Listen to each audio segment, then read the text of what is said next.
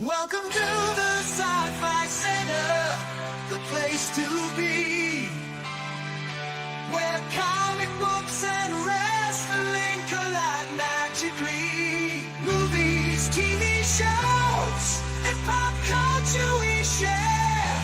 Get ready to rock, we're here to take you there. From superheroes to aliens in outer space, we've got the latest news and reviews in our embrace. Turn on your screen, let the neon lights glow. We'll take you back to the 80s. Let's rock and roll. Sci-Fi Center, where the legends come alive. Get ready to geek out, let your imagination fly. We're diving into the past with a touch of modern flair. Sci-Fi Center, the ultimate pop culture lair.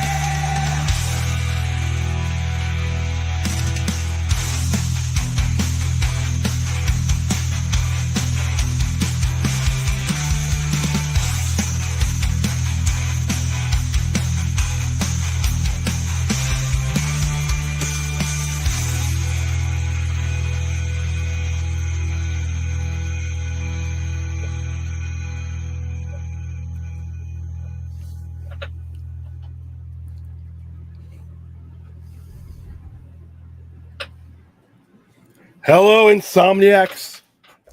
How are you doing? This window, there we go. The ferrets that I've described that run my soul and my brain are nowhere near stopping the running of their will. So till my brain starts to shut down, I got about an hour or so of Geek Talk. Pretty much knew this was coming. This time, like I said, I was just up. Just finished my dinner. I usually do that or the way around. I usually do the show and then I eat and do stuff like that. But decided to not do a Benadryl stream. I'm feeling a lot better. Sinuses are not as bad. The stuff I haven't had to take anything today, so it looks like I've got that out of my system. Hold up for a second. That doesn't look too. Oh, it looks fine. So yeah, welcome to damn ferrets in there. Yeah, ferrets. And just imagine they're just running and running and running and running, and they have no reason to stop.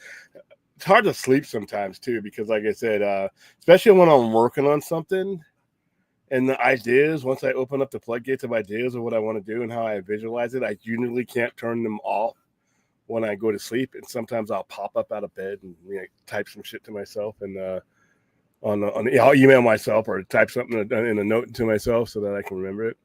Sometimes some shit will hit me in what I think might be a dream, and it'll be like, man, that shit's heavy. I'll write it down. Won't make as much sense to me in the waking hours, but it's kind of surreal that way. So there you go. How is everybody doing? Hello, Clint. Hello, my favorite Australian. Johnny Martin, what's going on? Yeah, this is just gonna be like an hour. I would say an hour. An hour. Then I'm gonna go lie down, gets up to the kids. Yeah, you do, but I can't partake in your ferret remedy, Clint.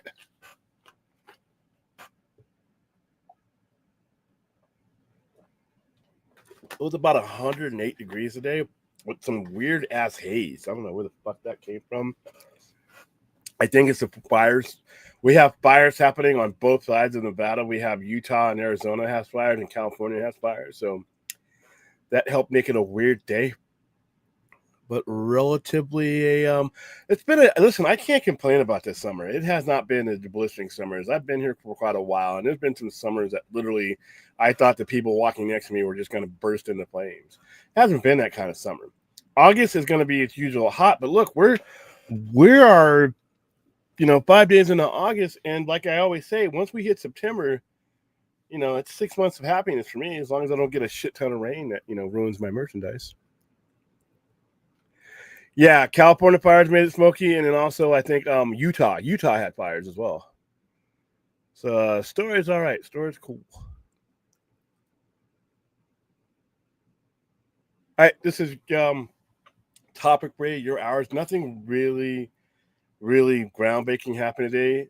More stupid talk about the box office. I don't think there's any more I can analyze about the box office, but what I have found out, should have known this before, but the worst part, I think I've said this before, the worst part about movie talk are its fans. I mean, the Superman and Fantastic Four numbers are what they are. Nothing's been derailed in either one of those. Superman, in my opinion, only needed to do 500 million to be a success.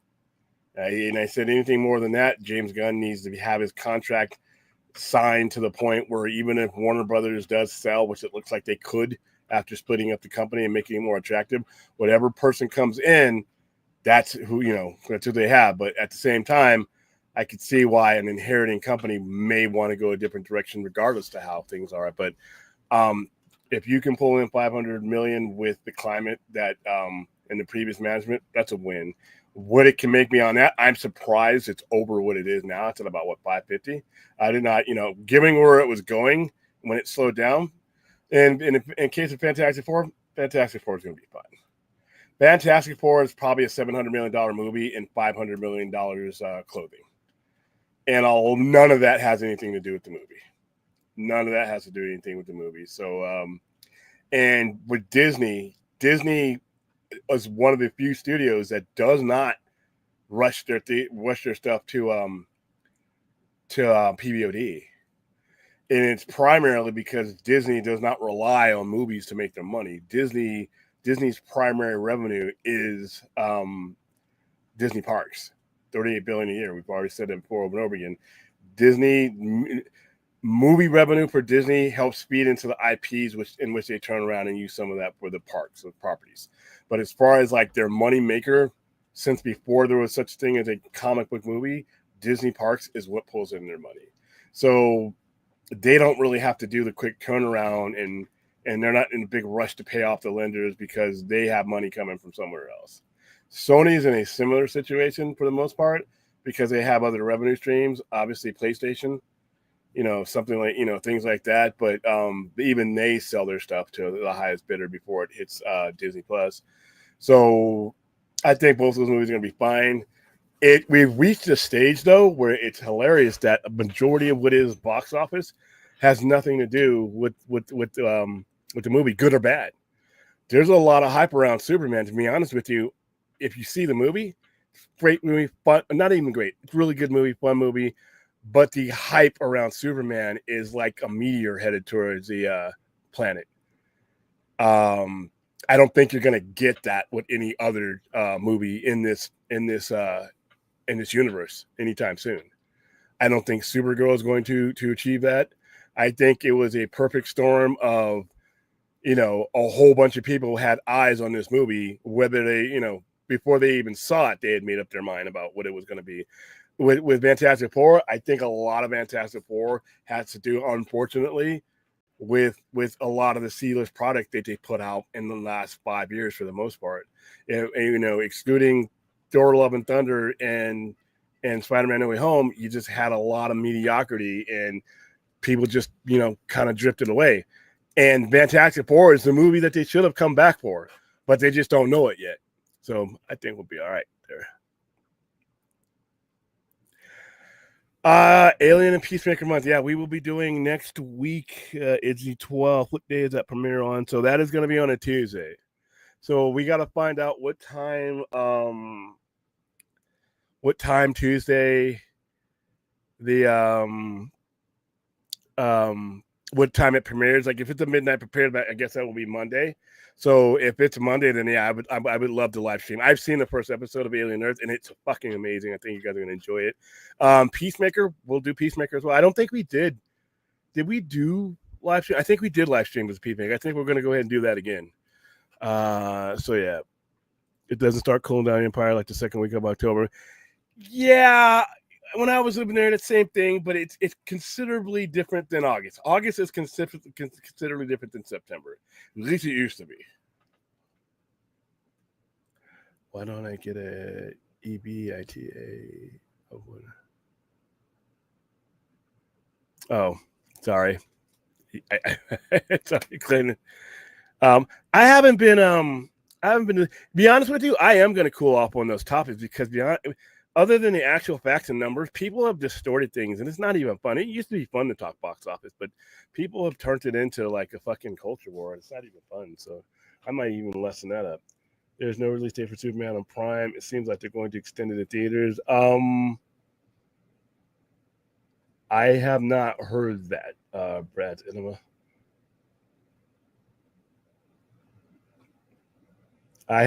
Brad Cinema, where are you getting that from? Because I've heard it firmly on the 15th. In fact, I heard it got moved up. And like I've always explained, it makes no sense for it to stay in the theaters.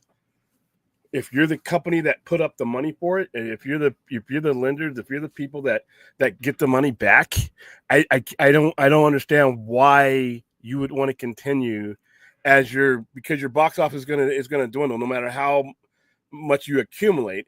You're not making the same money on week 5 and 6 as you were week 1 and 2.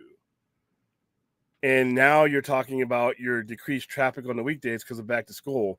If you're the person who put down the money on that, you've made enough to satisfy the box office. I don't see why.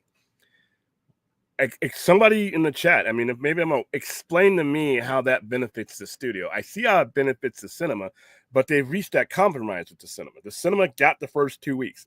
The majority of your people, if you look at the way the numbers break down, even for Superman, the majority of your people are going to see it in the first 2 weeks. So they gave the theaters that. But if I'm a major stakeholder in the PVOD range, and not necessarily even because you got Voodoo, you got all kinds of other PVOD outlets. If I'm have a stake in the studio and I have a stake in those, why am I waiting? I don't understand. So. But like I said, I have not seen anything concrete. Even the August 15th date isn't concrete, but I haven't seen anything.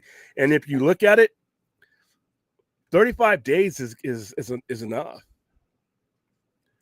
35 days is enough. I mean, how long do you want to keep giving that 35% away?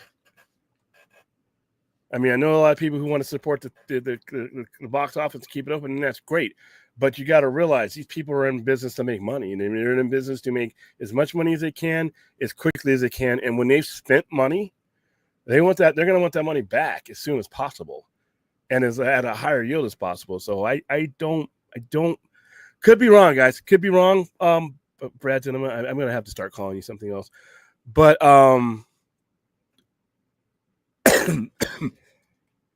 just don't see the benefit for them there.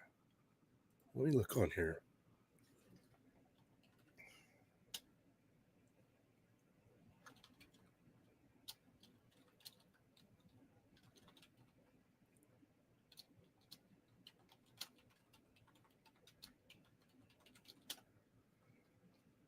Okay, let's see. I'm looking at the update and see.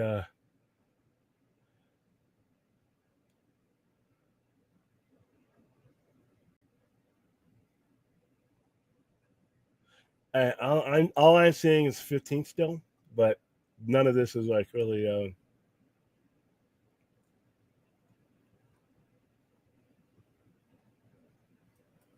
Let's see if I can look at it this way. Streaming. Let's try this.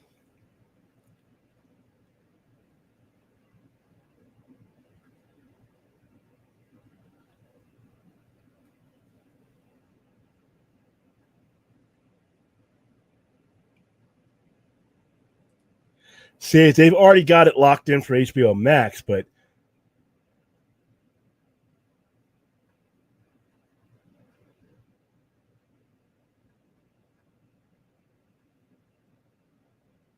let's see. Let's type in what PVOD. Let's try PVOD because PVOD is going to be the big one.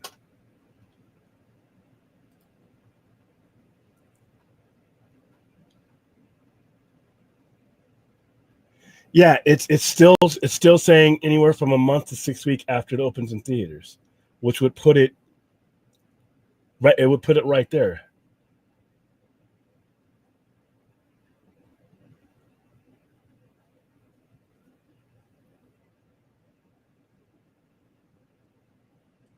Let's see because Men's Journal had something updated streaming VOD, multiple outlets. Hold on, I don't want to see this. Come on.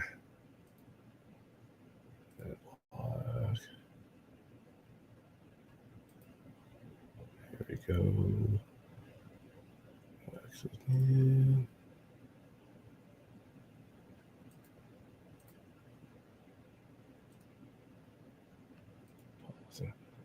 Sorry, I had to plug. Okay, Clean World of Real. That's not real. This journal has learned this isn't true. According to the statement from Warner Brothers, a new film directed by James Gunn.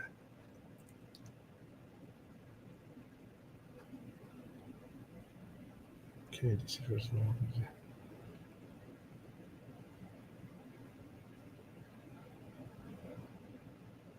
See, there's really nothing solid. There's a debunking of the August 12th, and there's a confirmation, or August 15th. I'm sorry. But even if it, like I said, how much it being the biggest superhero movie of the year, once again, that's gonna be that way. It's gonna be that way on August 15th anyway, because even if I don't think Fantastic Four is coming into back to school is going to have the kind of legs to beat it. And Superman got to the money first. If you're not a multiple theater goer and you only go the once a month type of situation, Superman got your money before Fantastic Four even had a shot to get it. So it's going to end up that way anyway. I don't see, what keeping it in there. I mean, does any more than later. I mean, it's not the best superhero movie of the year, in my opinion. That's Thunderbolts. Thunderbolts, then Fantastic Four, and then Superman. And it doesn't matter what any of those movies make. Fantastic Four could have a miracle third weekend and make $1 billion. Superman can make $2 billion. It doesn't matter. Superman is for me below Thunderbolts and below Fantastic Four, but it's all subjective. Let's see.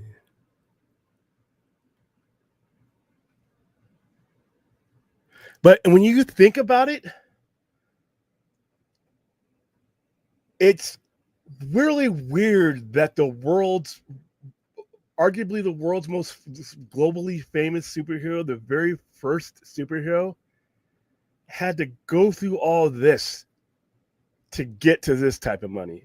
Good money, don't get me wrong.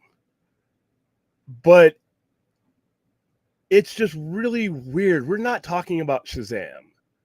We're not talking about Black Adam. We're talking about Superman.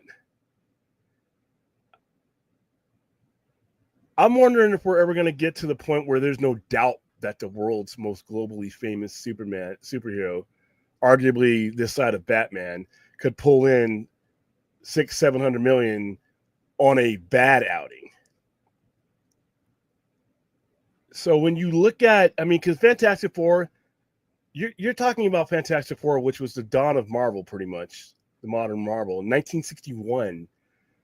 Superman has been around since 1938.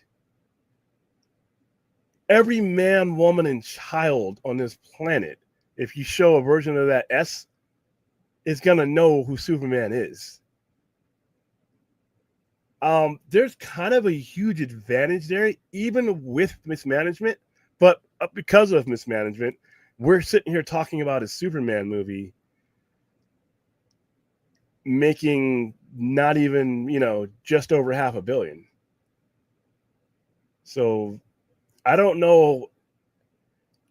On the one hand, given the circumstances of the mismanagement, the whole Hamada, Sarnoff, all that junk, but at the same time, it's like that's if you have Superman or Batman,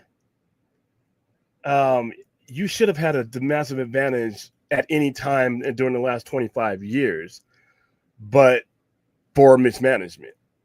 I wonder how much. Well, we wouldn't even have a James Gunn Superman if it hadn't been for prior mismanagement. To be honest with you, so like I said, I don't know if having the world's oldest and most famous superhero shouldn't that be a given that if it's got a movie out that it's the best of the year. I don't know. In 2025, at least, because with Marvel's having slowed down, the last 4 or 5 years, putting out Z-listers, Superman is the most A-list property going this year. I mean, if we're going on tier of what should be a priority, Superman is the alpha. Superman is the big cheese. So I'm at one point it wouldn't have been no question that Superman would be the movie of the year, So I don't know if that's the biggest badge that it really should be, because it's really not. Spider-Man will have hype. I'm not a huge Spider-Man guy, but I'm saying almost. The thing about Spider-Man is the old MCU heads who have drifted away. That's an old familiar for them. There are certain names and IPs that are going to bring the old MCU people out who didn't come for the Marvels, who didn't come for Thunderbolts, who may not have shown up for most, for some of the B-list and C-list stuff, and may not be watching the Disney Plus shows. They're going to come for Spider-Man because that's from the world that they were brought into. See, the Fantastic Four has as much importance, but they've had 8, 9, actually 11 years of Spider-Man. Robert Downey Jr. Dude, if Robert Downey Jr. would have just turned his head in that end credit scene, that's a lot of money right there. If Robert Downey Jr. had been featured in Fantastic Four, he's there. That's the actor. It's not like I said, we were talking about last night. It's not like they got a stunt double to put on a green hood and hold the silver mask. That's Robert Downey Jr. in there. Robert Downey Jr. is a name, no matter who he's playing, the MCU heads love him. If Robert Downey Jr. would have been in that movie, we're not even talking. We're talking the entire, But they made the decision not to do that. They're competent in their long-term plan, so you know what? Yeah, when it comes to Superman, the brand has been so damaged for so long that you can no longer you can't say Superman, bam, Batman, bam. Batman's more reliable. Batman's gonna make its money, but Superman's been so damaged that there was question whether it could be the superhero movie of the year.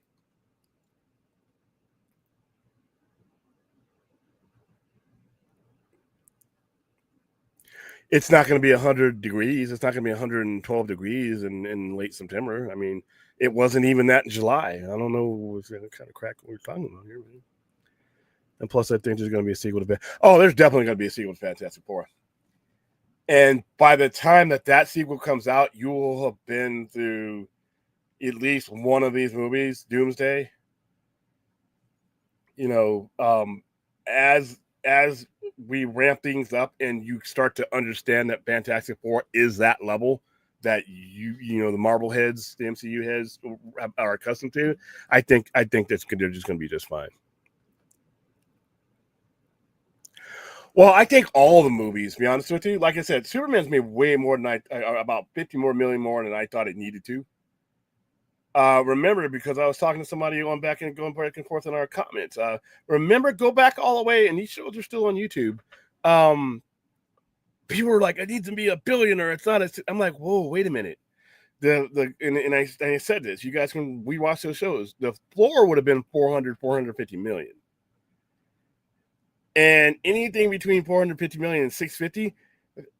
If it in the intermediate, if it crossed 500 million, that's champagne popping right there. If it reaches 650 million, that's promotions. That should be guaranteed positions at this point, given the circumstance. Like I just explained, Superman is not, is not the draw it should be. It's just the fact that we're even, it was even any doubt tells you that Superman is not the draw that it should be. Fantastic Four is not the draw that it should be. But a lot of those things have to do with the way, the kind of product MCU has been putting out and the lack of A-list talent and A-list IPs. You're gonna have to remind people what you can do. Kevin Feige is gonna have to, hey, remember me a moment, and then I think they'll all be fine. Aquaman, Minecraft, Lobo. Minecraft, I did not think was going to make that kind of money.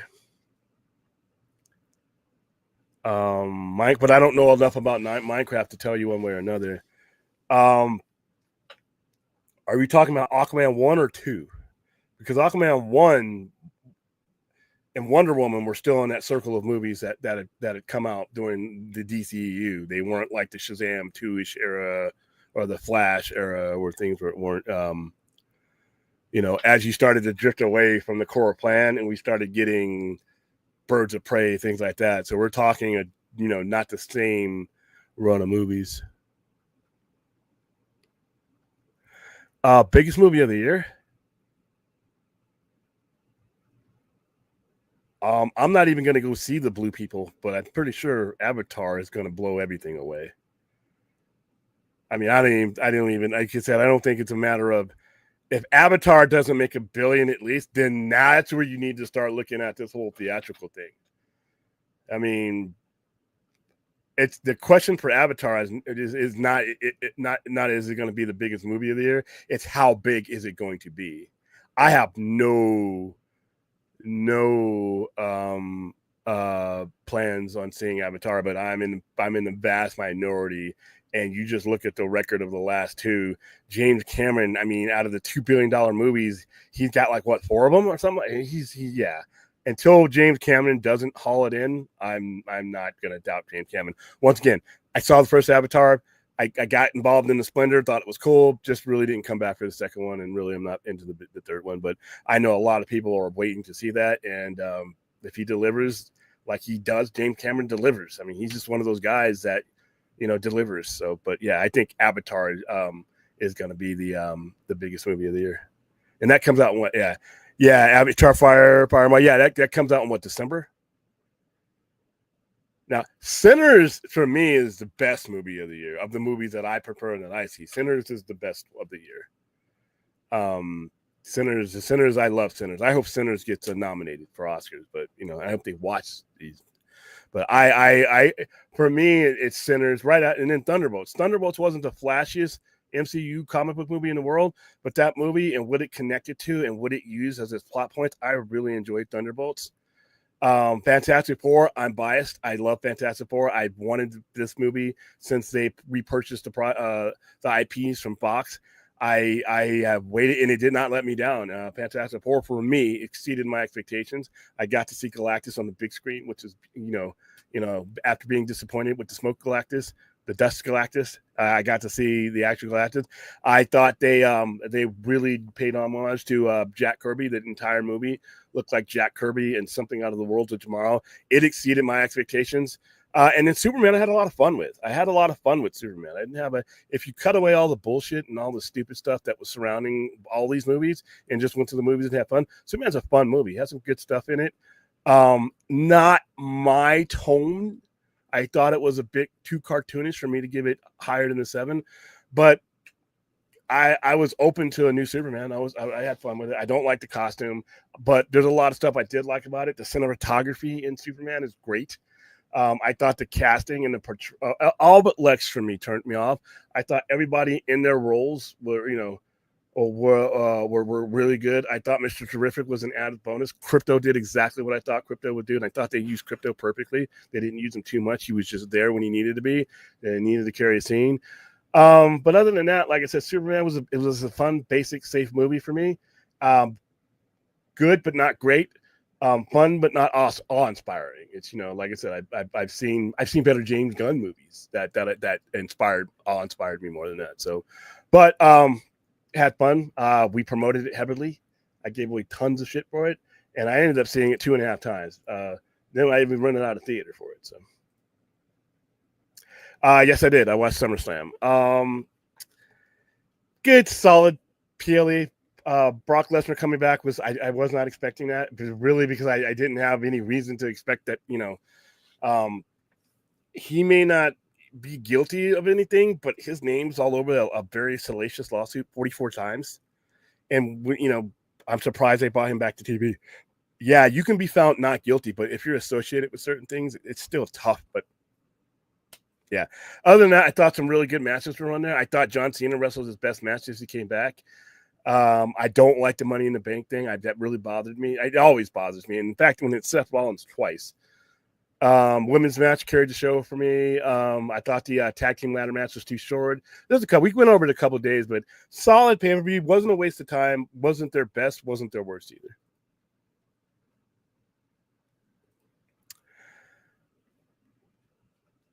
I like I said, I'm gonna give you, like I said, I ranked mine biggest superhero. It's Superman. It's Superman. If all things go well, even though I love Fantastic Four, and I think the MCU machine should, if it was running right, would have blown everything away. But the MCU machine is not running right now. Even when because they put out 2 good movies right now. They put out 2 movies that I think are better than the one you think is the biggest movie of the year. And Thunderbolts didn't do horrible, but it was a bunch of Z-listers. Nobody, you know, they're cast-offs. Fantastic Four, I think both Thunderbolts and Fantastic Four are going to are paying the price for a movie that I don't think is the worst movie in the world, but it wasn't really good, and that's Captain America, Brave New World. I think that some of these later movies are paying the price for Thor: Love and Thunder. Even though Thor: Love and Thunder made a lot of money, it wasn't a good movie.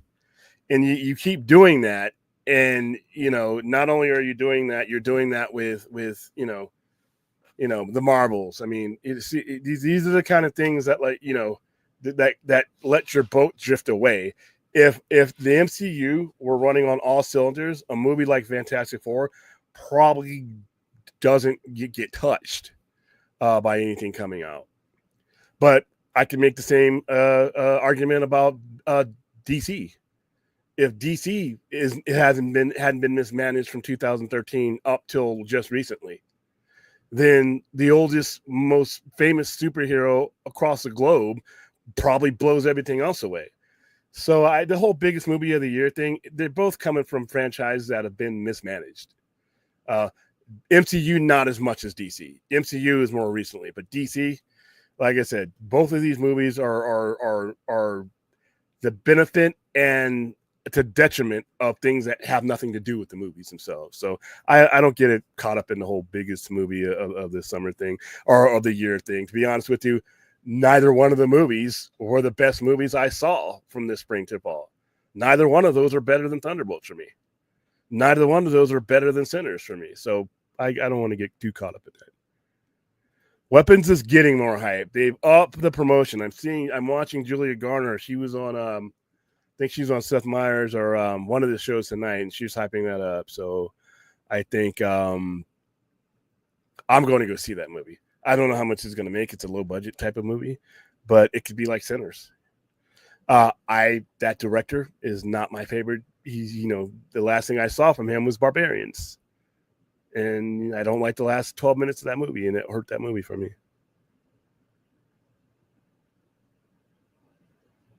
And that's another thing. That's why this whole movie of the year, superhero movie of the China market, when they put these movies together, when they greenlit these movies, I don't know where we were at with the China market, but the China market, for a lot of different reasons, is not good for us right now, U.S. right now, when it comes to films.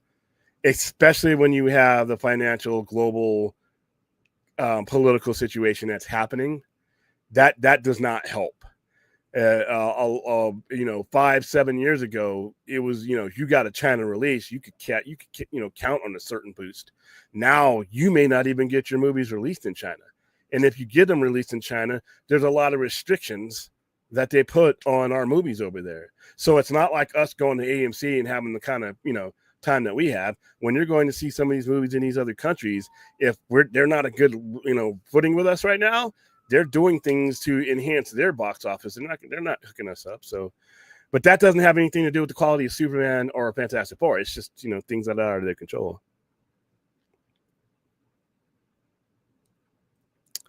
Somewhere, I'm going to bet somewhere in August. If it's not August 15th, it's not going to be too far afterwards, because what do we got coming out? I mean, the month of August, I don't know what the month of August is. I mean, I guess they could keep it on premium screens, but as long as there's nothing else. But once again, when it comes into mid to late August and September, your traffic in a theater decreases a lot. Like your last week of your second and third weeks of July versus your last week of July and your first weeks of August are probably going to decrease because of school. Most of the times, and I was talking to my buddy who we do theater business with. He told me the busiest days, and that's where you start seeing all these discounts. Heavy discounts on the weekdays. Promotions on the weekdays, because they're going to be doing. I mean, once school starts, they're going to be doing everything they can to get the couple demographic in, and then Friday, Saturday, and Sunday, that's going to be where the movie theater makes a huge portion of their business. So a lot of these films that got released this summer and all the way up to late July had the benefit of that weekday traffic that you're just not going to have once school starts. Let me know if you want to go to that. I have seats for that. I've heard nothing but good things about Together. I have not seen it yet. Weapons is just one of those I'm going to see on first day, and I just hope I'm not let down.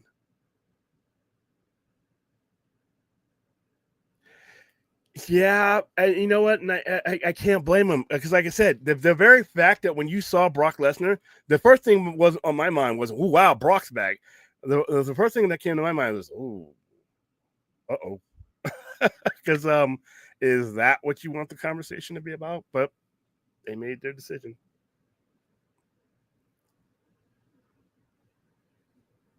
Yes, this is generally true. A lot of indie stuff, a lot of smaller budget horror, and from here till like October, you got a lot of good horror movies that are released. This is the time where the movies that are not really huge, big blockbuster budget ones, they're going to get some time to breathe, because the demographic that goes to see these movies, it's different than the ones that you gather the family to go see. I mean, Weapons and some of these ones that are, a little bit more creepier and not suitable for kids. You take the date to that, if you don't have kids, if you don't have kids in school or, things like that, these are the movies you go to throughout the week. So those box offices are going to do better than what. I thought you might have seen that already. There's fires in Canada. Fuck, man, the whole world's on fire. Dark Bat, how are you doing? I am doing fine. Yes, and Barbie. Here's another thing. Barbie was a phenomenon from a franchise that had never been mismanaged. That counts for a lot. When you don't have a sketchy past with your IP, or sketchy performances, or letdowns, it helps. When people haven't ever been turned off, because I can't. I'm not a Barbie guy. I don't have any. Actually, no, I just lied. I do have Star Trek Barbies in my Star Trek section. But as far as like growing up with Barbie and being that Barbie's a brand name that for the most part has been impeccable, And when you don't have, any type of controversy, and no one's ever played Barbie on that scale before. So yeah, Barbie was one of those rare things that you could get and you could just make a lot of money on. I still didn't see the full thing until it reached HBO Max, and that took me forever.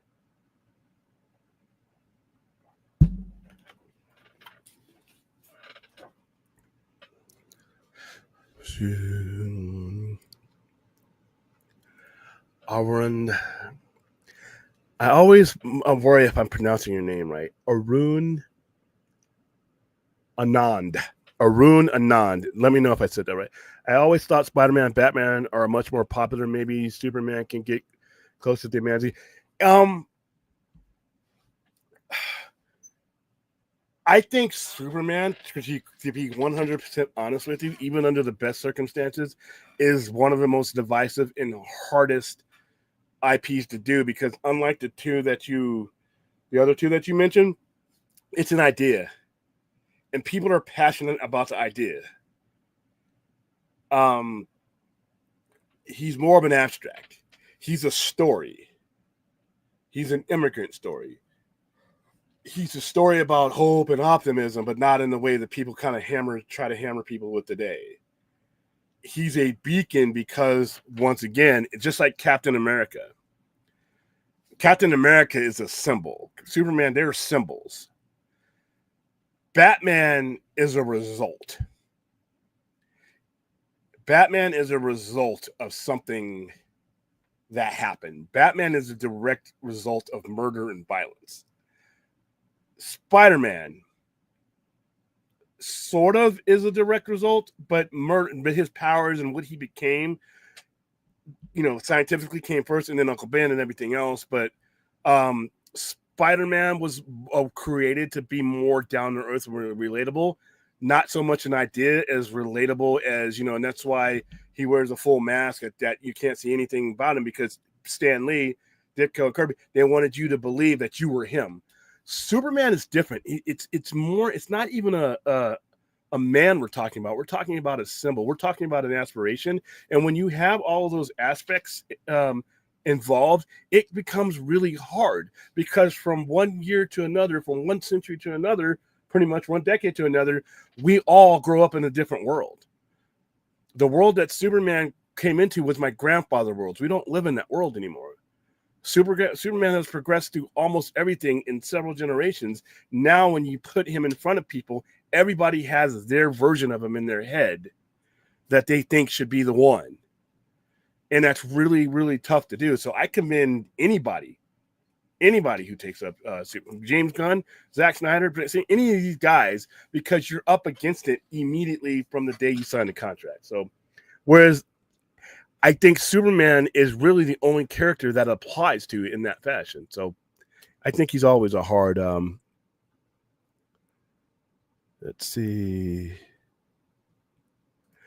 We can thank Christopher Nolan for fixing Batman, whose movies feel like a lifetime ago. I like I said, guys, Hosea, I'm in the minority. I think you guys know I'm not the biggest fan of the Nolan trilogy. I'm a big fan of Heath Ledger's Joker. I respect Christopher Nolan. I respect what he did with Batman. It's not my preference. The Batman Begins just bored me to sleep. I'm just not a fan. The Dark Knight was, to me, like, it's like Brad. I joke with Brad. We're gonna watch it one day. I have a cut of the Dark Knight that just has Heath Ledger's part, and that's the only thing I ever want to see. And I don't like The Dark Knight Rises. I think The Dark Knight Rises is one of the biggest letdowns of any comic book movie. With that lineup in it, you got like 10 Academy Awards total in that fucking movie, and some of my favorite actors of all time. And that's what I got. So I'm in the vast minority. I know that's just my opinion of it. But the original movie, 1989, wasn't bad. It's dated. You can clearly tell it's 1989. Batman Returns, I did not like. Batman Forever is one of my favorite comic book movies of all time. Then the same guy turns around and did Batman and Robin. So yeah. In the eyes of the majority, though, you are correct. Nolan rehabilitated the character. I don't think it is. I think you're going to see a post-credit scene, but I think this Spider-Man movie, and I think it's going to do fine. Just the way it's being a friendly neighborhood Spider-Man.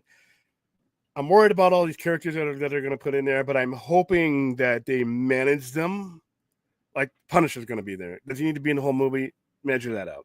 Hulk could just be a professor that mentors Spider-Man for about 5 minutes.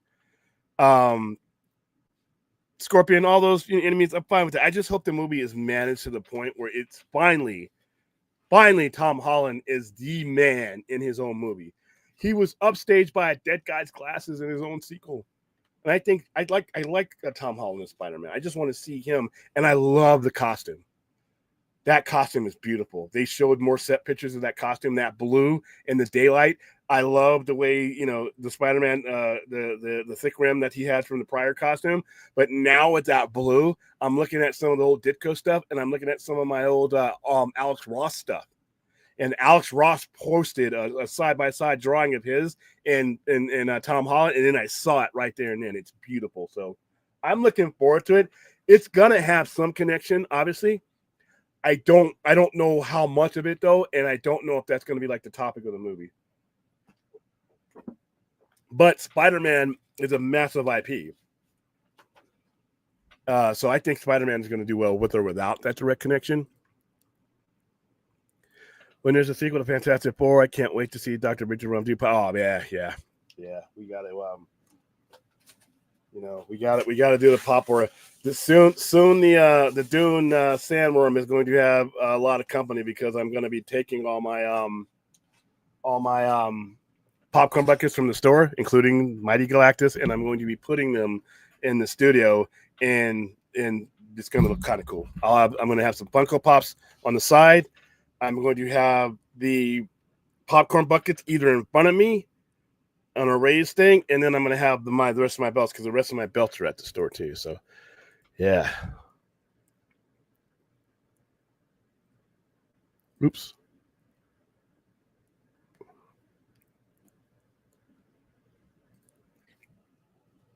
If you look at the comics, go read some of the comics. He's wearing a little onesie, and it's got the 5 on it, so it's hilarious. Avatar's demo is will it make 1 or 2 billion? That's kind of shitty. That's your dilemma. We're gonna make 1 or 2 billion. Yeah, you know what though? Avatar does make a lot of money overseas, but it makes a lot of money domestically too. Dude, I don't. How much? Does anybody know how much money Avatar made in China? Because that could be a problem. If China shuts out Avatar or limits Avatar, I think Avatar could pull in $1 billion between Europe, Canada, and here anyway. But China, man, we're gonna have to rethink all of this.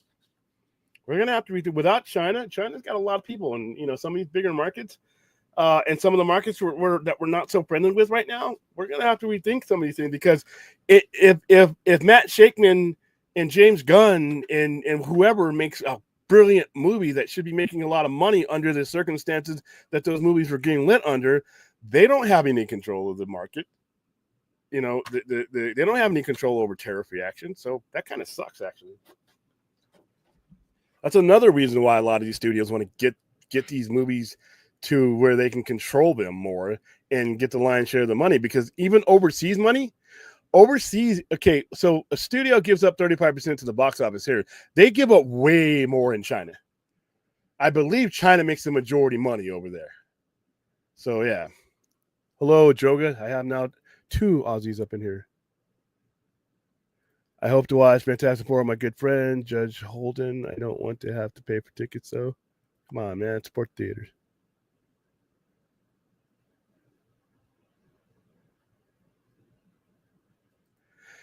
Whoa. Thor: Love and Thunder. This might be the most accurate statement of the day right here. Thor: Love and Thunder might just be the last Jedi of the MCU. Very divisive, and was a step too far. Russell Crowe is one of my favorite actors. 2-time Academy Award winner. He's had a horrible Italian accent, and he's in a golden tooth. Oh, Jesus Christ.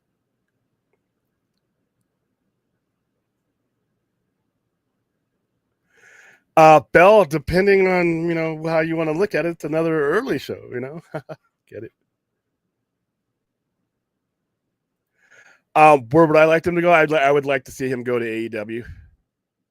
I would like to see Karrion Kross go to AEW. I think he would have fit there already, to be honest with you. I think he should, he can also go back to TNA if he wants to keep the WWE door open. Remember, he left TNA, and then he came over to New Japan. Actually, he was wrestling here. I actually met him and John Moxley here. There's actually a picture on my Instagram. Go look up July 5th, 2020. Or no, July 5th, 2019. I was at a FSW show that that Killer Cross, Kevin Cross, had put on, and his surprise guest, and I have video of John Moxley walking in. And it's such a small area that they flew out of the ring and Scarlett landed on us. And there's a picture of us, me and Armando, the guy we talk wrestling with, me and him are holding up John Moxley. It's hilarious.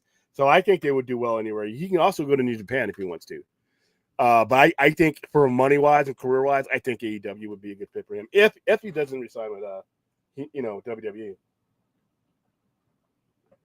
I don't think he's been used to his potential there. That's just me. Hooray!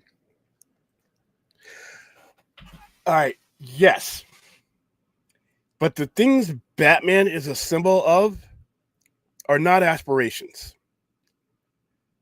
The thing Batman relates to you is rage, justice, retribution. You know, that guy in the dark fighting for you type of thing. And I always say, Superman is who we aspire to be. Batman is who we are. And I always think that that's why Batman's a lot more successful and characters are like that, because Batman's beating the hell out of the guy that you want to beat the hell out of. Everybody is under the gun and under somebody's thumb at some point in life, and they just want somebody to go out and beat the shit out of that guy for them, right? Their boss, their idiot neighbor, you know, just the world in general. You know, you want that guy fighting a fist fight and beating the crap out of somebody, breaking bones on your behalf. And that's where I think Batman relates a lot more to what we are. And I also think Batman relates to our doesn't always relate to our better angels, whereas Superman was designed to. So you could say, yeah, he's a symbol, but a symbol of something that's more closer to what we are than what Superman is, which is an aspiration. This is just my opinion, guys. These are not facts. This is just how I feel. I don't think the Superman movie we got is Reverse Kingdom Come. I hope you're right. Like it was rumored to be. I still have no clue why they use it. I think he just did it to be different. I think he wanted to stand out against all other Superman movies that have been released. I can understand that. I'm a partial guy when it comes to Kingdom Come and that S and where I think it should be.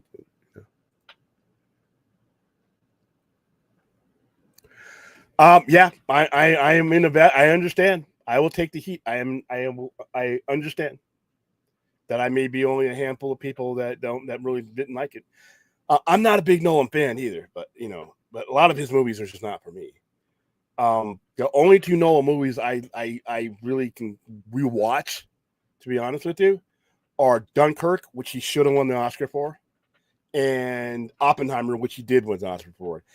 Everything that he tries to do in these other movies that I watched with him, including the science fiction related ones that he's done, Tenet hurt my head. I do not like Tenet. I'm not a big fan of Memento.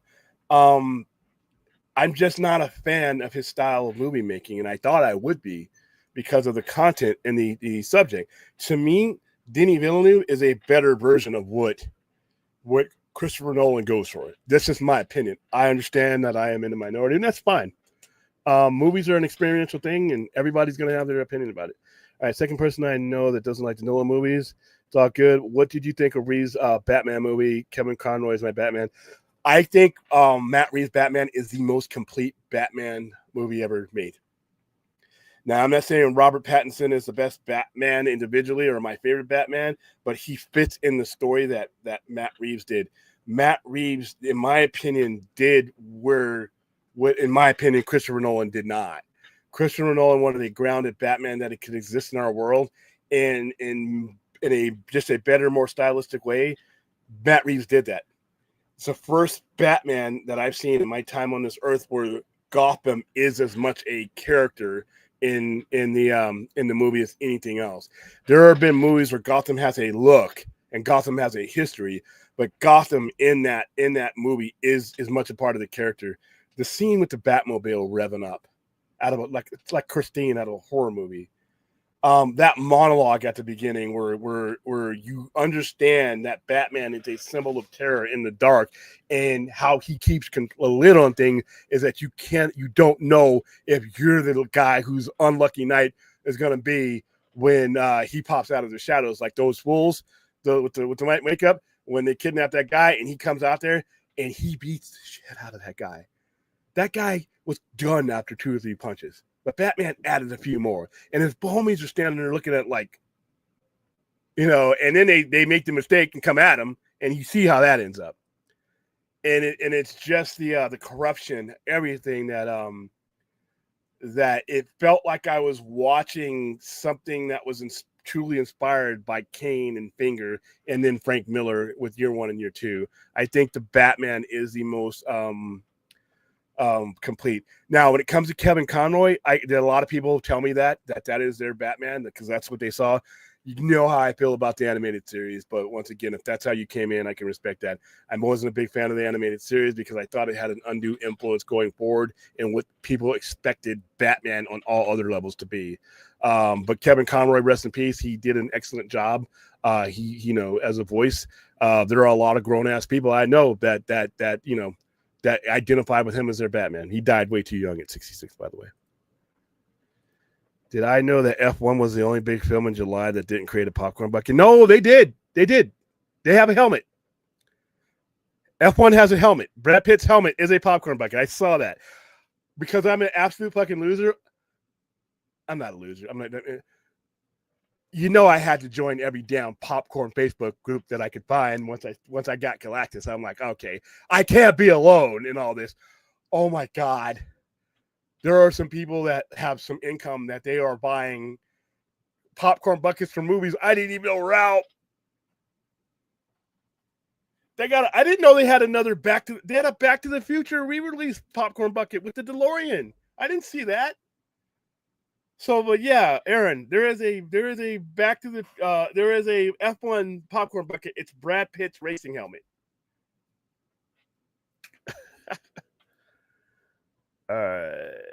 They're going to release a Tobey Maguire movie, Spider-Man movies, including Spider-Man 2.1 during the month of September. I bet they do. Yeah, listen, when Sony did Spider-Man and Spider-Man 2, we've done that here on our watch parties. Spider-Man 2 is one of the greatest superhero sequels ever. It might be the greatest superhero sequel ever. That movie moved a lot of people. That movie's high on a lot of people's list. And Tobey Maguire's Spider-Man is beloved. And that's why with No Way Home, I was glad to see all these generations of people, because people talk all kinds of, Spider-Man 3 was horrible. Yeah, it wasn't good. But Tobey Maguire's Spider-Man is epic. Amazing Spider-Man with Andrew Garfield. I was so happy to see people get to appreciate him. Because, yeah, Amazing Spider-Man 2 wasn't that great, but everybody has a mediocre day at the office. And he has my favorite scene, one of my favorite scenes in Spider-Man No Way Home, when he catches Zendaya. And everybody in that theater that I was in understood why that meant so much. When he catches her after what he had been through with Gwen Stacy, when he was able to save her, the look of redemption on his face, it was one of my favorite points of that movie. The other one was when they opened up the portal and everybody knew who they were in the movie, but it's how they brought them in the movie. And I will never forget the theater shaking when you turned around and you saw that particular type of mask that Andrew Garfield had wore. And when he pulls it off, even though we all knew that they were in the movie, it didn't change anything. And then when he said, do it again, and you knew it was Tobey. You knew it was Tobey, and they didn't even have the mask on. He just turns around and it's Tobey. The theater shook again. Spider-Man No Way Home is one of my favorite Marvel movies, period. But there's always going to be a place, and I think Sony's been fools not to use Garfield in them again, when they had the ability and the rights to do so. But oh well. Avatar 2, wow, that's it. Wow, I thought they 200. That's no small change, but I thought Avatar would have done. I mean, so out of the 2 billion total, I mean, so that means the majority of it was done in the West. That's impressive. And it's getting released. When is the release date for Avatar 2? That's Christmas, right? Is that Christmas Day? Yeah, that movie's gonna make a crap ton of money. I can't wait. Anything Denis Villeneuve does, I can't wait for. I'm willing to give movies. I would never. If you, like I said, if Denny says, you know what, William, I'm doing Thelma and Louise. I'm gonna be like, why, Denny? Why are you doing that to me? All right, I'll be there. All right, if Denny Villeneuve, had a drunk night and committed to doing Howard the Duck. Said, William, I'm doing Howard the Duck. I'm like, oh man, are you? Well, you can't do any worse than they did. All right, I'm there. All right. He has done the work to make me say, all right, anything you do, I'm gonna give it a chance.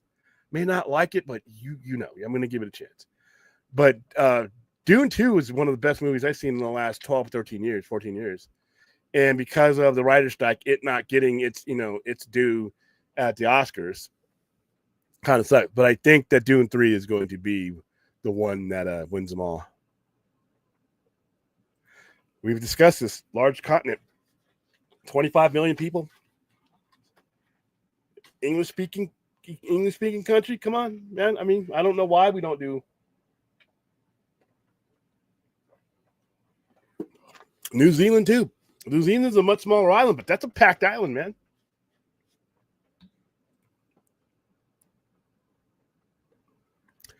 Yeah, I wonder what those popcorn buckets are going to be. Because remember, the popcorn bucket, the bat signal one I got, that came from the Batman re-release. So that was cool. I love that. Thank you, Ray. I love that popcorn bucket. Listen, I choose to remember Russell Crowe as anything but Zeus. That was painful, man.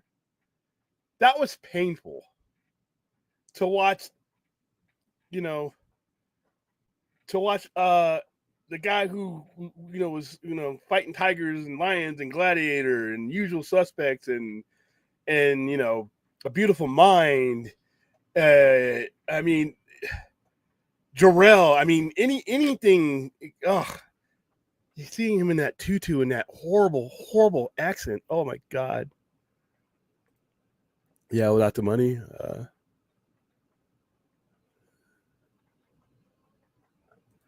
Maybe Jeff Bezos relates to Batman.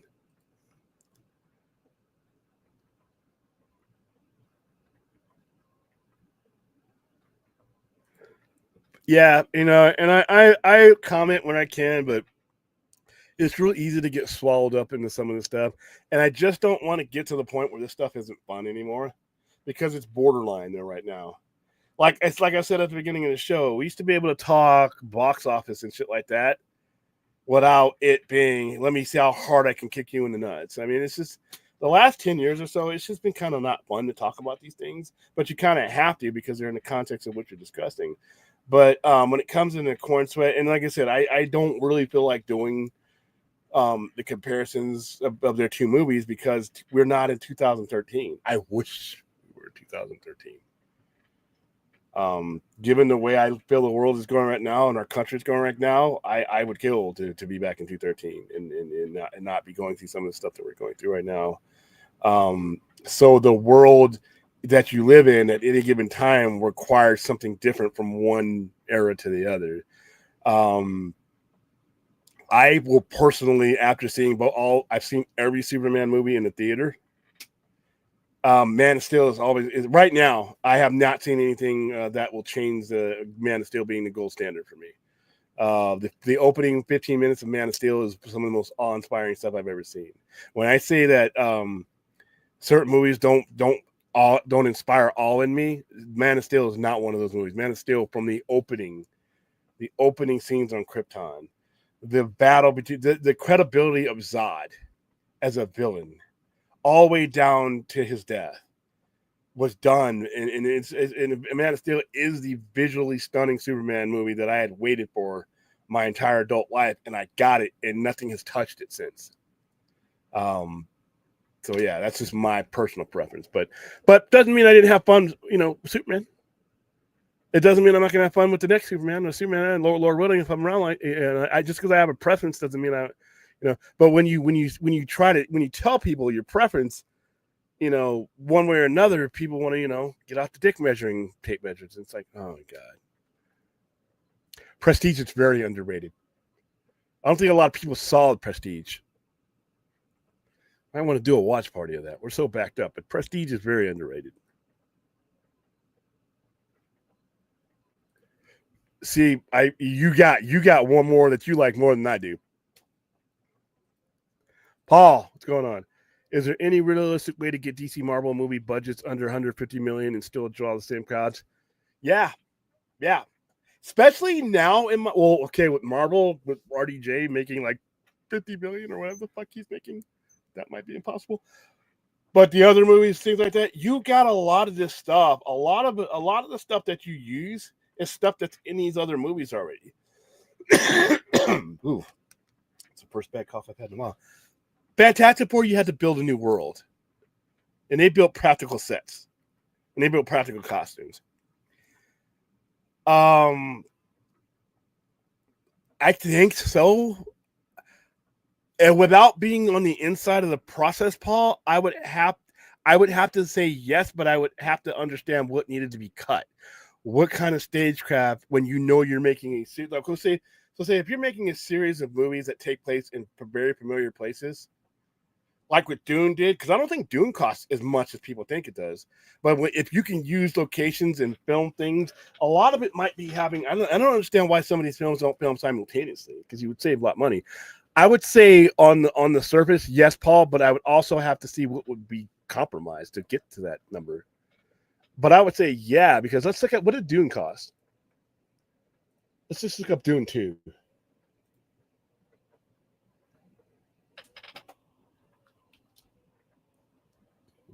All right, we'll look up Dune 1. Dune 1. Okay, Dune 1 was 165, so that's right around where you're kind of looking at. Let's look up Dune 2.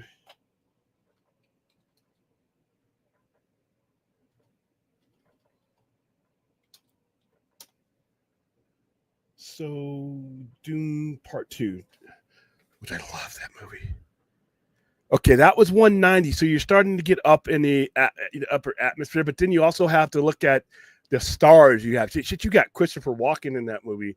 You got Javier Bardem in that movie. You got a lot of people, they may have taken less. So I guess it would all depend. But look at a movie like The Creator that had the best special effects of the year, Godzilla Minus One, which I love, but didn't deserve that road, was made for 85 million. I think you could do it with some movies, but I don't know what you're cutting. So The Batman Walks. Hey, listen, I love that movie. I love the third act isn't the best, but I still think the Batman is the most complete movie. And look what it spawned. I mean, Colin Farrell is I don't know if I can look at another version of Penguin after seeing Colin Farrell. Daniel Martin, Tenet was the ultimate Nolan. It's good, you just don't get it movie. I'm guilty. I'm guilty. It has its fans, but wasn't invested enough into the characters and the story to dig very deep in the clues and the lore. I felt outside of that movie. As a science fiction fan, I felt outside of that movie. Bell, I remember watching Batman Begins in theaters as a youngster, and I thought he was the best Batman in 2018 and changed my mind. I saw Batman Begins when I came home from R&R when I was deployed. When I came home from the Middle East, I saw that, and hard to stay awake.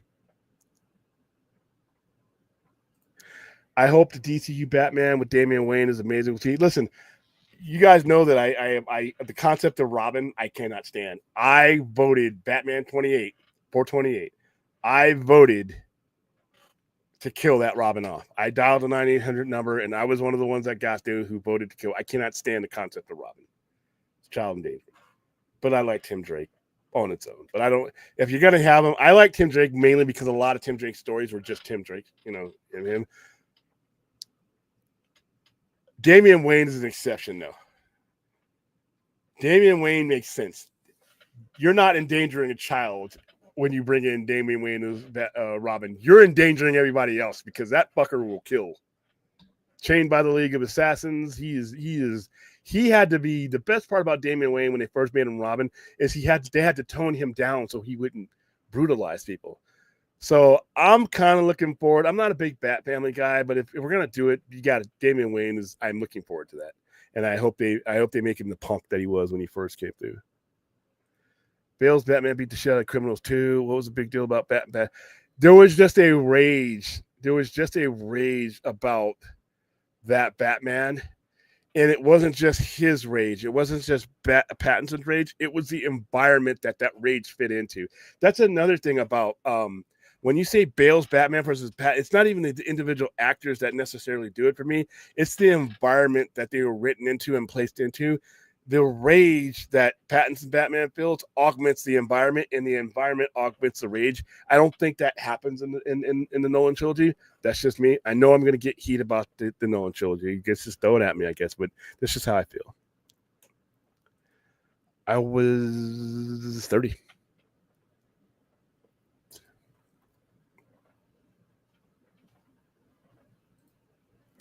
Yeah, I am a boy. I when I first saw him, when I'm in the theater in San Diego, and you first see him when he puts his face out there when they're on the ship, and then when you see him on Earth, I think that was a bigger fanboy moment for me is when you see him on Earth. After seeing Galactus in the comics on Earth all these years, after never seeing him on screen that way, and to see a live action Galactus in a practical Galactus suit just walking through, looking at the Statue of Liberty, knocking buildings over, kicking cars over. And then when the Fantastic Four converged on him that way, I'm like, this is some John Byrne shit straight out of Fantastic Four 240, man. It's beautiful. It's beautiful. My only problem with Spider-Man 3 was just too many characters in it. And that's you'll find that out about me when it comes to Spider-Man. I think that things get weaker when there's too much weight put on the story. And when there's other people who take prominence over, you only needed one villain for that movie, and you had too many. So yeah, that was my main issue with Spider-Man 3.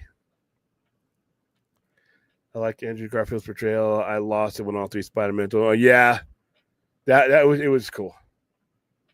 And when Aunt May dies and Peter's just about to kill the Green Goblin, and those two gentlemen who have been to the place where he's headed to felt it their responsibility as Peter Parkers to prevent their brother basically from going down the path that they all have already gone down, the dark path. And I love that movie. I really love that movie.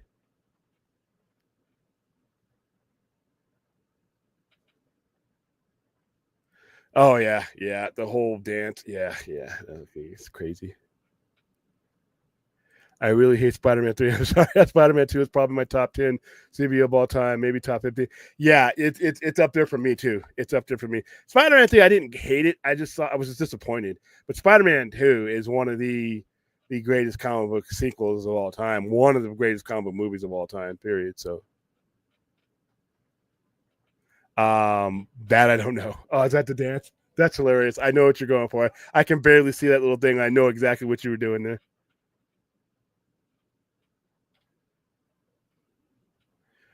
Favorite Marvel movie for me? Ooh, wow. But No Way Home is up there. No Way Home is up there. Spider-Man 2 is up there.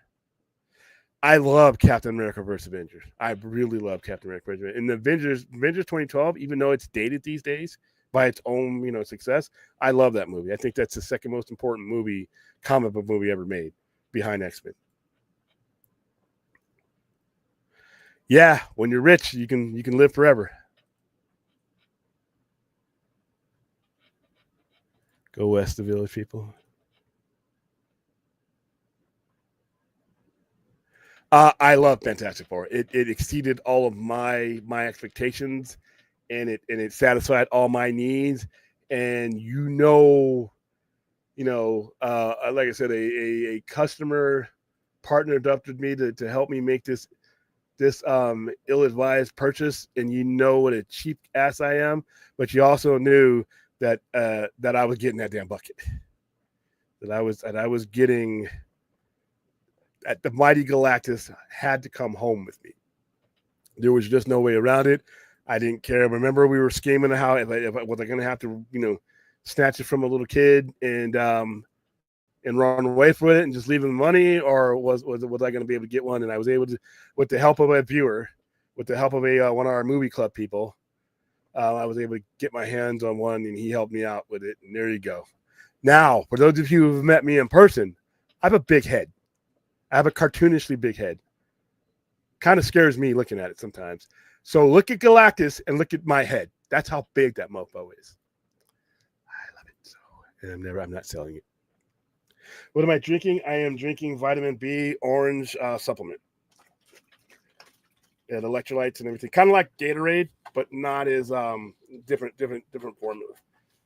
Different point. Kelsey, keep hydrated. This is my gallon that I'll go through. I start this gallon at midnight. By about 4 o'clock before I go to bed, 4:30, I will have this gallon done. And then I drink another gallon of just straight water throughout the day. And then depending on if I'm out and about working outside or doing anything outside, I do another half gallon minimum just out of these. I still drink water and other fluids throughout the day, but these are the ones I focus on so that I don't dehydrate, and because it's hot out here.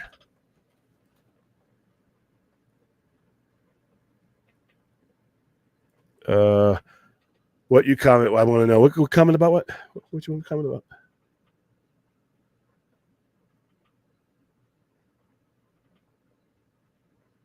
Oh yeah, 2013, like I said, just the world was so different, man.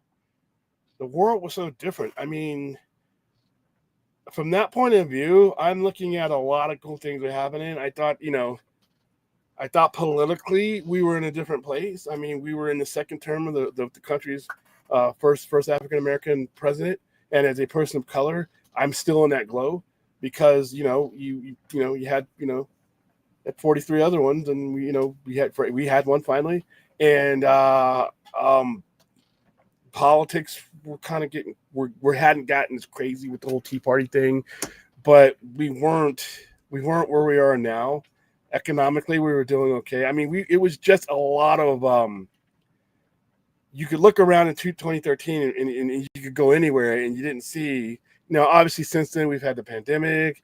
We've had some political shortcomings and things that have happened, since then. And if you look at the world now, I mean, you go over anywhere in this globe, America, the way they viewed us was differently. The way we viewed the world was differently.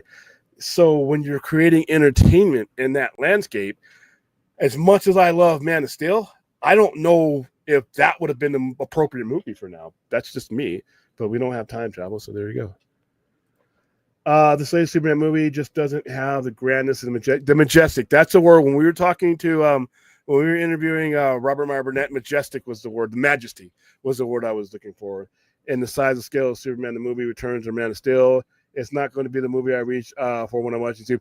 Listen, and this is the environment we're in because you can't really say things like that without people calling you a cultist or whatever. Fuck them. James Gunn had a different mission. He had a different thing that he was going for, and it just wasn't the majestic route. It was the more, off the page fantasy type thing. Whereas Zack Snyder did the awe-inspiring alien thing. I am preferential to the alien awe-inspiring thing because of what I grew up watching. Before I was a comic book nerd, I was a science fiction nerd. I have always preferred science fiction over science fantasy. I knew what Star Trek was before I knew what a comic book was. Before I knew what anything was, I knew what Star Trek was. I was bought up on it. Space 1999. Then it's Alien. Then it's Blade Runner. So when before I knew what a superhero could comprehend what a superhero was, I had already gotten all into that.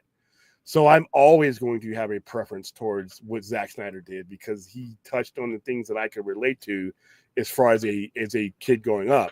Other people grew up, if you grew up reading JLI as a kid, And that that's the kind of Superman you're used to. Then this James Gunn literally takes that JLI and right down to some of the characters and puts them on screen. So to me, it's a matter of preference. And I think people need to get better at saying, you know what, I've seen both movies. I like one but more than the other. One's a preference. If you like James Gunn's Superman better than Man of Steel, that's fine. I just try to stay away from the conversations of the people who have made it their identity to cling on to one of these movies or the other. You're not going to the movies, to enjoy the movie. You're going to the movie to stick it to one fan base or another. To me, I think that's pathetic. But as far as like having legit reasons for liking Zack Snyder's Zack Snyder's Superman, Man of Steel over any other that I've seen, I've laid them out, including this one. If I had to rent a theater again, I didn't have to pay for it, and you just gave me a movie and said, I want you to invite a whole bunch of your friends to see a Superman movie, it's going to be Man of Steel, without a doubt. So.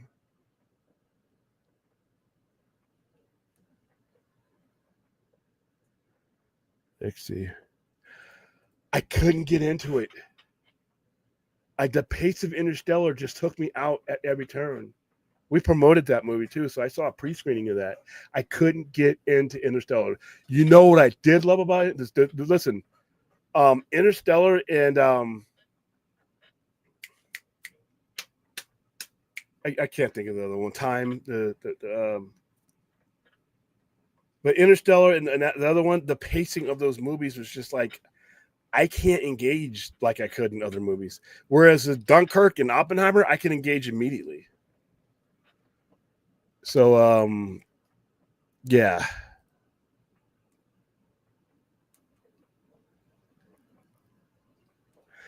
I'm not sure about that, but I think we're going to see those guys again anyway. The new Superman felt like a friend, focused more on the man part than the super part. I'm looking forward to more, not perfect movie, but that's the exact words I said. Inception is by all fact a movie that I thought I would enjoy. I just couldn't get into it. The pace he makes movies at and presents his product is just not for me in most cases. Yeah, it wasn't perfect by any means, but I had some fun with it because I went into it to have fun. If you cut away all the baggage and all the stupid shit that's surrounded this movie, it's actually a pretty fun movie. It's well made. It's a nice time at the movies. But like I said, if you're asking me between the two movies, it's Man of Steel, hands down, not even close for me. That doesn't mean I didn't enjoy Superman. As far as looking forward to it, I don't know if I'm looking more forward to Superman. I'm looking forward to the universe. I'm looking forward to Lanterns. I cannot wait for Lanterns.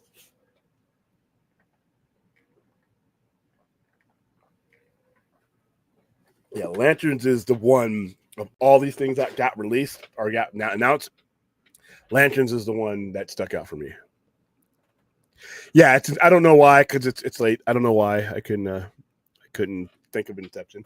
By the way, Inception has, I think, other than Dunkirk, the best Hans Zimmer sound score. That's the one thing about Zimmer's about Nolan's movies I do like. He is a constant partner of Hans Zimmer, who I think is one of the greatest composers to ever live. Man of Steel has Superman beat for Majesty, that's for sure. I found that I respected Man of Steel.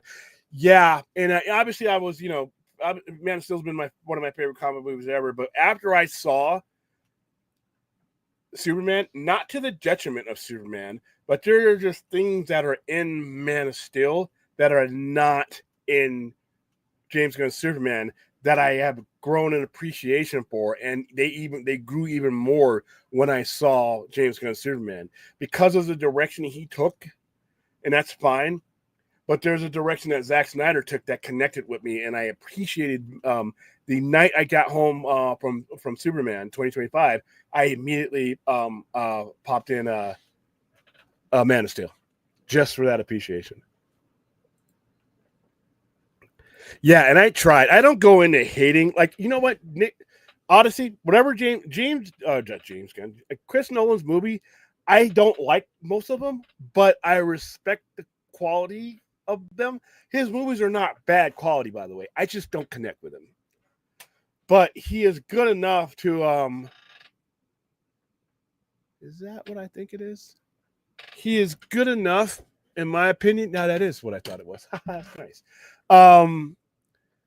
The quality is good enough to where when he makes a movie, I'm going to give it a chance. I'm not going to be like, I'm never going to see a Christopher Nolan movie again. I just don't have expectations that I'm going to be blown away.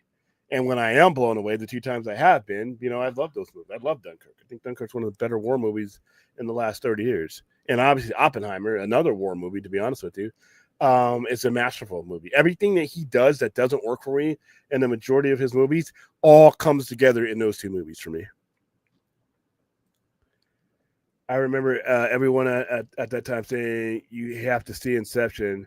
That was the beginning of the hyper. And I saw Inception. That was 2010. I saw Inception. I'm like, I know there's supposed to be something here, and I don't feel like I'm along for the ride with this movie. So, Monkey Genius, James Gunn is showing you why all the other heroes will look up to Superman.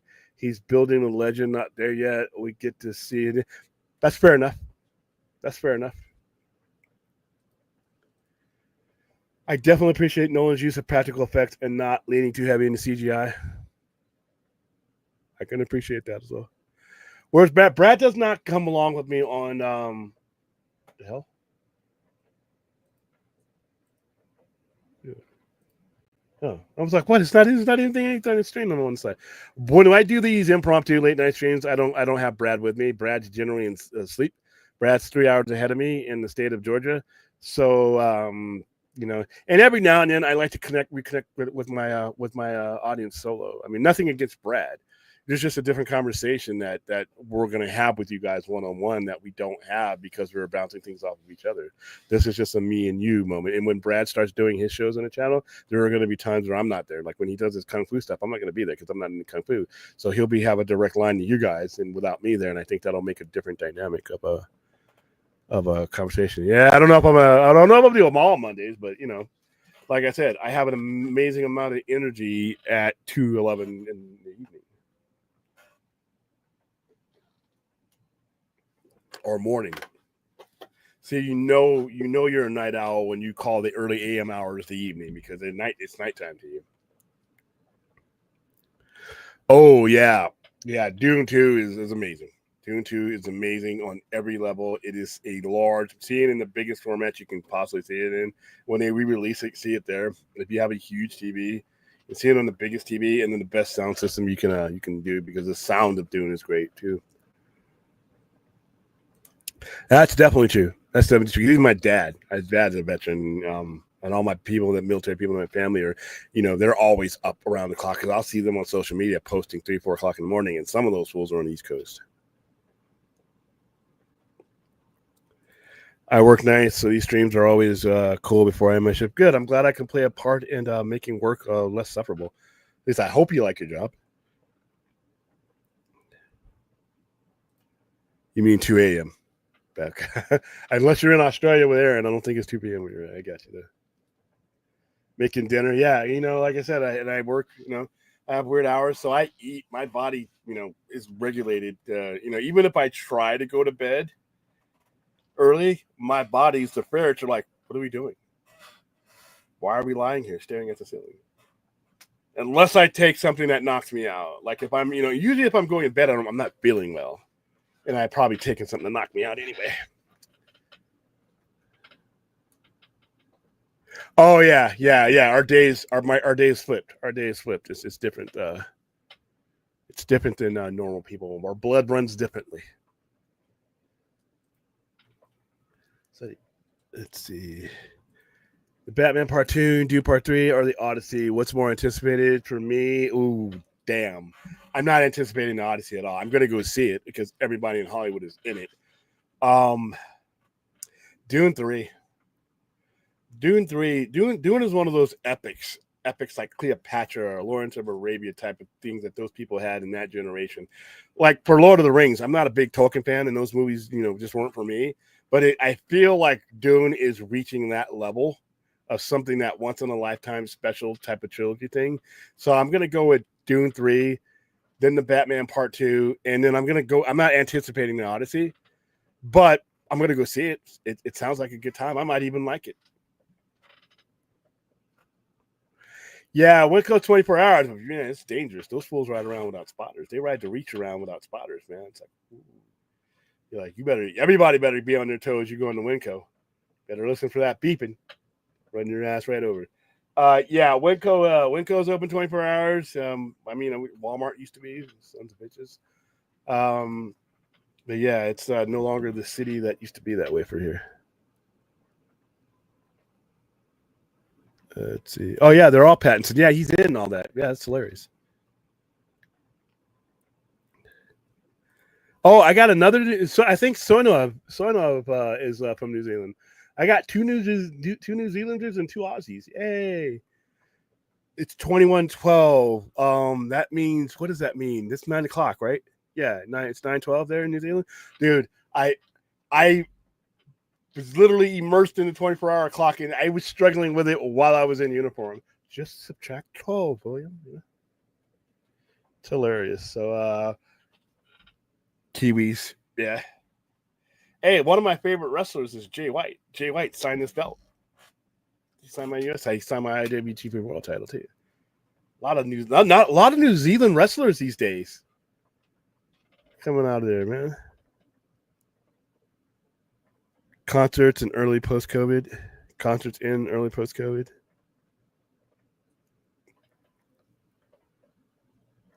Yeah, COVID was something else, man. It's hard to believe that 5 years ago today we were dealing with COVID. I mean, in August of 2029, we were still dealing with a bloodbath. We were a couple months away from it. We didn't get the vaccine until like April, I think. And I didn't get it until a little bit after that because I was on the list. And some people didn't show up for their shots, so I was able to get my first COVID vaccine. Man, COVID! I remember when so many people were like 5,000 people a day were dying. It's like, oh. And when you think about it, you think about it like it's World War II, but it really wasn't. It was only 5 years ago. But your life, when you think of your life, it's like pre-COVID and post-COVID. That's a line. It's like pre-World War II, post-World War II, pre-9/11, post-9/11. It's like that's that one point in your life to where you have to remember beyond those big giant events that happened.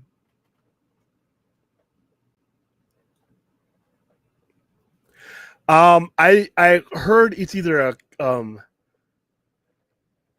a movie or maybe a video or maybe something for Avatar. I'm not sure what it is, but I've heard about that. Yeah, because you had to remember to go certain places. You had to show your vaccine card, and you had to be wearing masks too. COVID, yeah, 1 million Americans were wiped out, and it was such a horrific time because we didn't have the test. You didn't know if you had it or not. You were doing everything you could not to get it. Wow.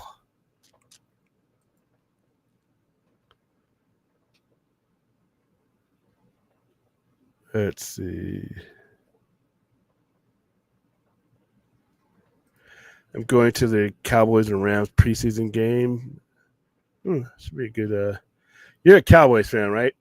Wow. What? You listen. It's time to trade Jerry Azteca. I think that's your team, right? If that's your team, it's time to work out a trade for Jerry. You need to trade Jerry Jones for draft picks. What's going on with this whole Mike? What is going on? What's good?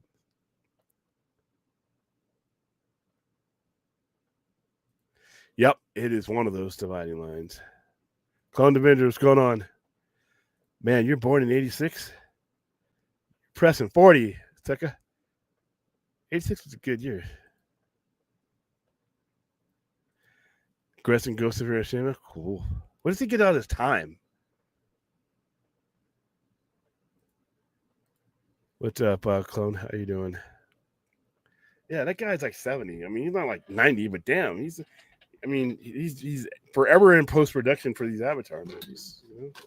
Does he do any other movies? I guess so. He's doing that one.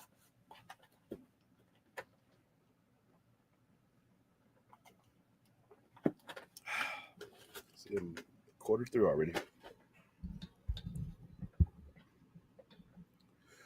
Let's see. Jerry, the California-born kid, will always add it when it comes to contract. Yeah, he's dude, and this is getting ugly. Micah Parsons is getting ugly with that guy. It's like, come on, man. Can't this guy do anything easy? Jerry Jones always has to do things the hard way, and he ends up costing himself more money because Micah Parsons' value is just going to go up. You're going to have to pay the market value, and yeah. Yeah, True Lies was a good one. True Lies was a good one. Arnold Schwarzenegger and Jamie Lee Curtis. I really don't want to see AI infiltrate our movies and entertainment, but I don't think there is either. I think we're just gonna have to. I don't think you can run from artificial intelligence, but I think there's a point in time, and you're only gonna get this one shot to regulate it and make the rules before it becomes chaos.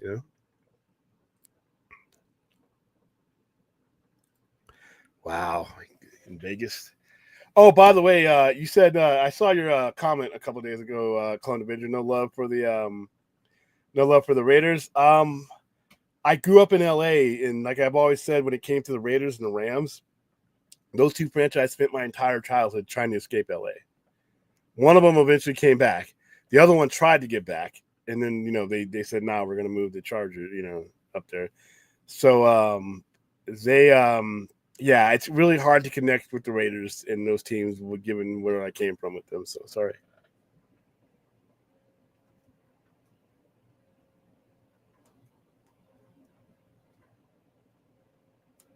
No, they ran away. The problem, they wanted to move from Oakland back to LA. The only reason they ended up in Vegas is because the NFL said, "No, we're already going to move the Chargers there." Because the Chargers wanted to get out of San Diego market because of the whole stadium situation. That's why you have SoFi and the Rams are there.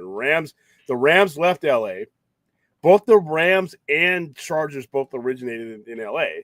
So the Rams left, went to St. Louis, won a Super Bowl, came back. They both left in the same year. The LA Chargers were only LA Chargers for 1 year. Then they went to San Diego. Then they came back. But while that was negotiating, the Davis family wanted to go back to LA. I mean, once Al died, because Al Davis is the one who made the dumb move to leave Los Angeles. He left Los Angeles for a handshake deal that they were going to rebuild the new stadium. Instead, they got stuck in Oakland Alameda Coliseum.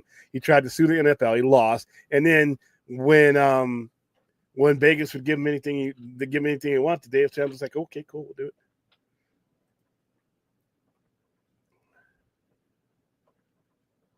I thought the Rams started in LA.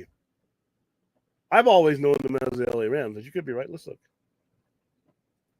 Wouldn't surprise me. I never really, and plus the Rams sucked my entire time in LA too. So.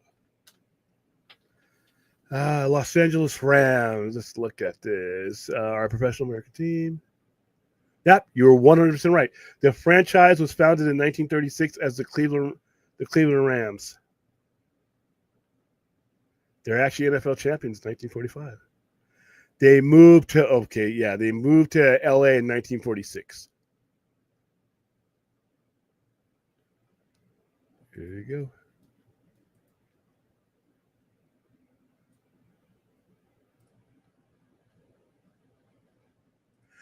I don't have a football team. Like I said, during my formative years, I didn't. Both teams. I'm from LA, and both of those football teams were doing their best to escape LA at the time. So it was really a turnoff. I played fantasy football. That's about it.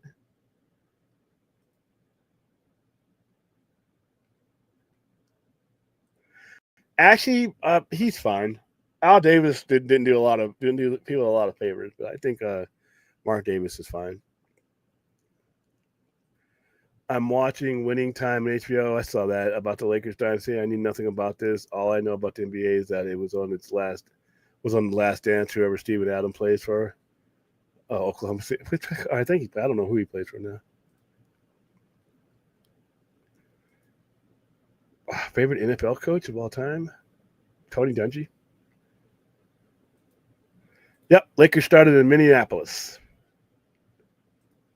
That's where the name Lakers comes from, because there's not that many lakes in LA. Yeah, I remember that too. Different color scheme. Okay, guys, that's about it. That's about all I got. I think the ferrets are starting to slow down and the wheel is coming to a stop. We will probably return to our normally scheduled late night Geek Talk tomorrow with the co-host around 11:30-ish. Don't know what we're going to be covering, but I'm pretty sure the day will unfold and dictate that for us.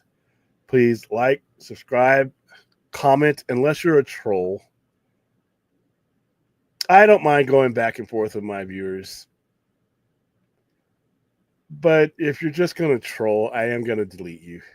And I'm going to ban you. Not because I can't take it. It's because that chat is for my viewers and potential viewers. And I don't want any nonsense going on there. So that doesn't mean just because you post something I disagree with. No, that's a difference. Agreement is not a prerequisite for us to have a conversation. But if your tone is the usual bullshit that I see from trolls, and you're changing your name and something like, and a lot of you guys, you change your name, but you say the same stuff. It's really easy to figure out that it's the same person that we got rid of before. Save your time, save your breath. I'm just going to delete you, ban you, because I don't want you interacting and messing things up for the viewers that are in there to have a good, legitimate geek conversation. So, but for the rest of you who just want to talk and further this conversation, use the comment section, and me and Brad and everybody else will see you later on this evening. Have a good Tuesday, everyone.